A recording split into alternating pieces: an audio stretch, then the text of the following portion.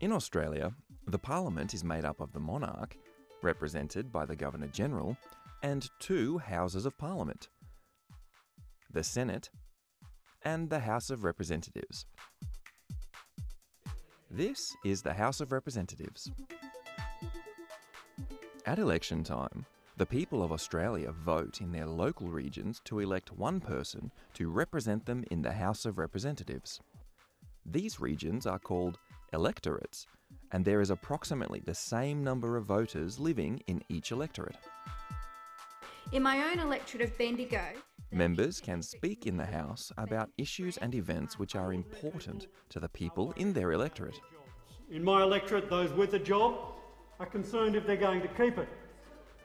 The House of Representatives is arranged in a horseshoe shape, with the Speaker sitting at the front. Members sit in the surrounding seats to carry out the business of Parliament and represent the people of Australia.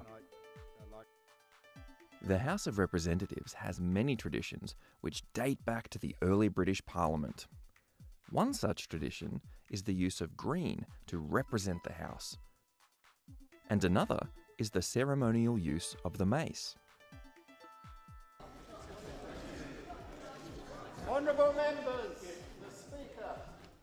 In the House of Representatives, each day begins with the Speaker entering the chamber, preceded by the Sergeant-at-Arms holding the mace. The mace is then placed on the central table, pointing to the government side. The House of Representatives is where government is formed. The political party or coalition that has the support of the majority of members in the House forms the government. They sit to the right of the Speaker. The leader of the government then becomes the Prime Minister. The next largest party forms the opposition or alternative government. They sit to the left of the Speaker. There are also independent and minor party members who sit in an area known as the crossbench. Thank you, Mr Deputy Speaker. I'd like to thank members who've contributed to the debate on the Enhancing Online Safety for Children Amendment Bill 2017. Members spend a little over half their time in the House considering ideas for new laws. Most new laws, or changes to old ones, begin in the House of Representatives. I move that this bill be now read a second time. My question is to the Minister for Education. Will the Minister please update the House on the Government's plans to support Australians' access to higher education, particularly... During question time, members question government ministers about their actions and decisions. We want to ensure that all Australians, no matter where they live, get the education that they deserve.